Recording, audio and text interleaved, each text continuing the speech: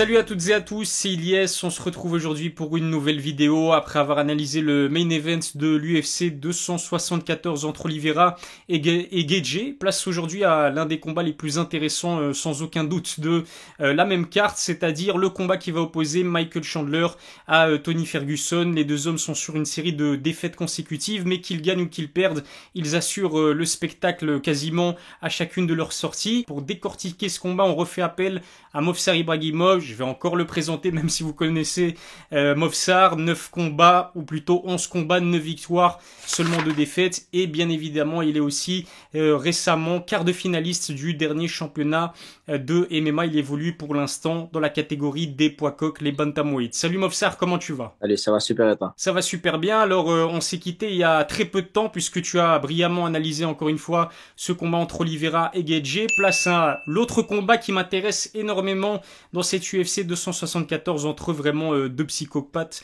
on va dire, c'est-à-dire Chandler et Ferguson. Alors, tu le sais certainement, ce combat est prévu sur 3 rounds. C'est Chandler et Ferguson, vraiment deux combattants qui donnent absolument tout quand ils se retrouvent enfermés dans un octogone. Et pour moi, ils font vraiment partie des meilleurs poids légers de l'histoire du MMA. Ce qui est sûr, Movsar, c'est qu'on risque pas de s'ennuyer pendant ce combat. C'est sûr que c'est Ferguson connu pour un peu dans le style à la Nate Diaz, très durable, très debout, il fait du show, il tourne, il fait des pirouettes.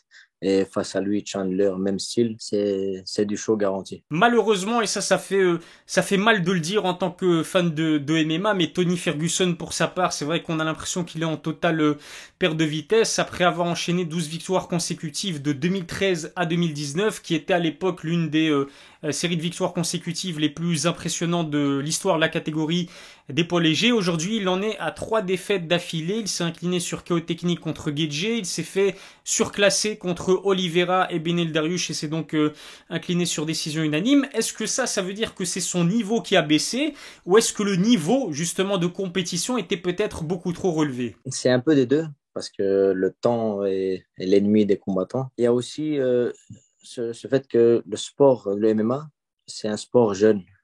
Donc, ce qui fait que il y a, comme on disait dans la dernière vidéo, il y a la mode des calf kicks en ce moment.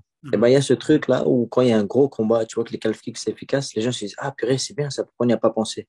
Il y a de l'innovation, des meilleures idées qui arrivent. Et le sport, il est en évolution. Et ça fait que les anciens combattants, l'ancienne génération, à chaque fois, elle est dépassée par la nouvelle. Et du coup, il y a un peu ce fait que Ferguson vieillit, donc fatalement, il diminue, il perd des capacités physiques, même si techniquement, tout ça, il reste toujours aussi bon. Et aussi le fait que la nouvelle génération arrive avec des ressources en plus et techniquement, ils sont dépassés. Donc, c'est un peu des deux. Voilà, il n'est pas moins bon, mais c'est ceux qui arrivent qui sont chauds et malheureusement, l'âge fait son travail. 38 ans, ça reste un âge assez avancé pour un combattant de ce niveau. D'ailleurs, il y a une autre statistique qui fait très mal. Il a perdu 8 rounds consécutifs. C'est quand même, ça veut dire beaucoup de choses, cette statistique. En plus de cela, on sait qu'il devait affronter malheureusement Khabib pour la 5e fois. C'était en avril 2020, mais bloqué en Russie en pleine pandémie de Covid. Et ben, le Dagestanais n'a pas pu affronter El Koukoui, comme on le surnomme pour pas dire autre chose, parce qu'au niveau de la prononciation, je sais que les personnes qui vont regarder cette vidéo vont m'en vouloir. Bref, le Dagestanais a finalement été remplacé par Justin Gaethje, et ce soir-là, Tony, encore une autre statistique qui fait très mal, il a encaissé 143 coups significatifs et il a fini par s'incliner sur KO technique au 5e round. Une telle défaite, même quand tu t'appelles Tony Ferguson et que t'es aussi solide que lui, bah ça laisse forcément des traces. Ben oui, parce que les coups à la tête, à la différence de, par exemple, les tibias qui sont endurcis à force de taper dans le sac, tout ça, les coups à la tête, c'est l'inverse. Tu deviens de plus en plus faible, en fait. Le menton, il devient de moins en moins résistant.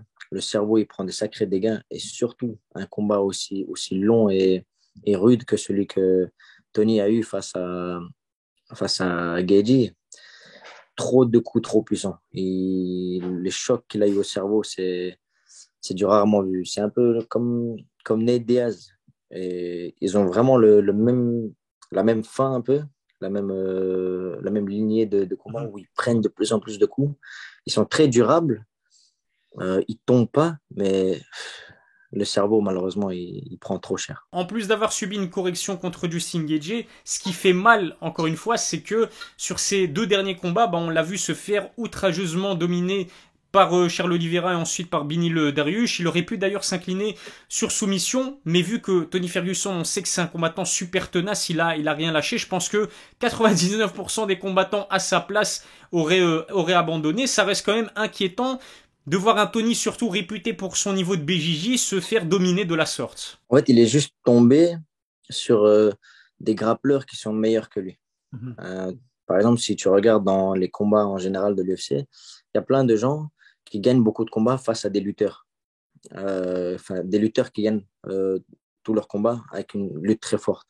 C'est par exemple Colby Covington. Colby Covington, on regarde contre Masvidal, il lutte, il lutte, il lutte, il lutte, et le jour où il tombe contre Ousmane, il ne sait plus lutter. Parce qu'il tombe face à quelqu'un avec un niveau de lutte similaire, pour cet exemple-là, ou peut-être un peu meilleur que lui, mais des fois, c'est l'inverse qui arrive. Et comme je disais, les nouvelles ressources, les nouveaux combattants qui arrivent, c'est des gens de plus en plus entraînés, qui s'entraînent de plus en plus tôt, avec de meilleures techniques. Et Charles Oliveira, c'est quelqu'un qui a un grappling vraiment monstrueux et très adapté au MMA. Donc Tony est tombé contre quelqu'un avec un meilleur niveau que lui, sans compter aussi sur le côté physique et tout ça. Parce que c'est très physique, le sol, c'est très, très, très physique. Tout ce qui est transition, tenir, l'endurance musculaire, c'est très, très important. Et voilà, c'est encore un combo des deux. Le fait que Tony, il est un peu en descente et les autres qui arrivent, ils sont en montée. Ouais, malheureusement. Alors de son côté, on a parlé de Tony Ferguson, on va parler de Michael Chandler. Depuis qu'il a rejoint l'UFC, Michael Chandler, c'est 3 combats. Pour une victoire, 2 défaites. Il l'a emporté sur KO au premier round face à Dan Hooker pour son baptême de feu à l'UFC. Ensuite, il était à 2 doigts de faire pareil quand même contre Charles Oliveira, mais il a fini par s'incliner sur KO au second round, comme on en a parlé dans la précédente analyse. Et puis il s'est incliné sur décision unanime face à Justin Gaethje dans un combat qui peut-être sera élu meilleur combat de l'année. En tout cas, c'est sûr que fait partie du top 3, voire même du top 5 pour l'instant. J'ai envie de dire que l'ex-champion des poids légers du Bellator, Michael Chandler, il a vraiment tout ce qu'il faut, il a tout pour plaire à son nouvel employeur, c'est-à-dire l'UFC et par définition Dana White. Quand on dit comme ça, 3 combats, 2 défaites, une victoire, c'est pareil pour Tony Ferguson. On se dit, ils sont dans des scores négatifs, ils perdent beaucoup, mais il faut aussi garder en tête qu'ils combattent contre les meilleurs du monde dans la catégorie la plus forte du monde. Donc, même si Tony, parce qu'il faut mettre un peu de respect sur son nom, il a eu des défaites, il ne faut pas dire il est nul, il est très très fort et il a prouvé. Et, et malheureusement, voilà, il a passé son temps. Et c'est pareil, enfin, c'est pas pareil pour Chandler, parce que Chandler, il a donc affronté des gars très forts, Charles le champion, Justin le contender, et Dan Hooker, il a touché, même si je trouve que c'était un peu un lucky punch et que Dan était un peu, il aurait pu faire mieux que ça. C'est un combattant qui a sa place dans le top niveau et plaire à Dana White, c'est sûr et certain, il lui plaît parce que c'est le style que les gens demandent. Le public anglais, américain, c'est ce qui kiffe le plus. C'est la bagarre, rester debout, cogner, très résistant. C'est un personnage qui plaît. C'est un gars vraiment sympa. Tu regardes sur les réseaux, il donne beaucoup à la charité. Donc, il a ce qu'il faut pour vendre un max. C'est un combattant explosif, un combattant très athlétique, très bon lutteur. Il a de la puissance dans les 2 mains. Et d'ailleurs, il n'a jamais été soumis en 29 combats professionnels. La preuve, c'est que même Charles Oliveira n'a pas réussi à le soumettre. Pourtant, il avait son dos sur certaines séquences. Bref, sur papier, Mofsar, est-ce qu'on peut dire que Michael Chandler, c'est peut-être un match-up cauchemardesque pour Tony Ferguson? Franchement, on peut difficilement faire pire pour Tony. C'est un hard worker de malade. Il s'entraîne très, très dur. Vraiment, genre, normal, tous ils s'entraînent dur, mais c'est une élite qui vit que pour ça. Riz, poulet, Brocoli. brocoli. Ouais, il dit à un moment dans une interview qu'il mange quasiment que ça. Et c'est pour ça qu'il est sec. Et ce même profil que Gaethje pour Tony Ferguson, catastrophe. Surtout combiné à sa résistance, au fait qu'il ne s'est jamais fait soumettre, même contre Oliveira. Ça va être très, très dur pour Tony et ça ne m'étonnerait pas que là, je lâche un truc de fou si ça arrive. Il faut m'appeler devant, parce que je pense qu'il y a moyen que Tony prenne sa retraite après cela. Une chose est sûre, Movsar, les deux combattants doivent absolument l'emporter pour se remettre sur des bons rails. Selon toi, lequel des deux a le plus à perdre? Et forcément, lequel des deux a le plus à gagner? Lequel des deux a vraiment le plus besoin d'une victoire? Et peut-être lequel des deux joue son avenir sur ce combat? Je dirais un peu les deux, dans le sens où si Ferguson est permanent, il y a beaucoup de gens qui vont dire ouais, c'est bon, Ferguson, il est terminé. Et s'il gagne ce combat, justement, ça va le relancer d'une manière incroyable. Au vu du combat très serré que Chandler a eu contre Gaethje, ils vont se dire ah ouais, en fait, il est encore dans la course. Et si de l'autre côté, Chandler il perd, ils vont se dire ouais, mais qu'est-ce qui s'est passé? Il a perdu son niveau. Mais maintenant, je le dis, je me dis que même s'il perd ce combat-là, Chandler, il va pouvoir rebondir et revenir après ça.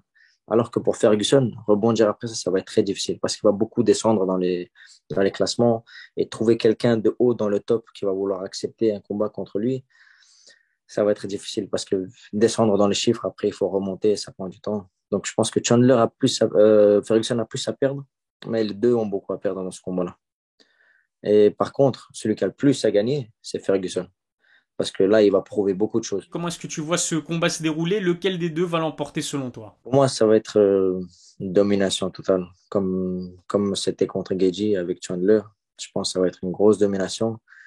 Et au vu de tous les coups qu'il a pris face à Gaethje, et même dans ses autres combats, je pense que son menton il devient de plus en plus fragile. Je pense pas qu'il va tenir jusqu'à la fin. Mhm. Franchement, si l'arbitre, surtout si c'est Herb Dean, je pense qu'il va l'arrêter un peu plus tôt. Herb Dean, il n'aime pas quand les combattants ils prennent trop de coups.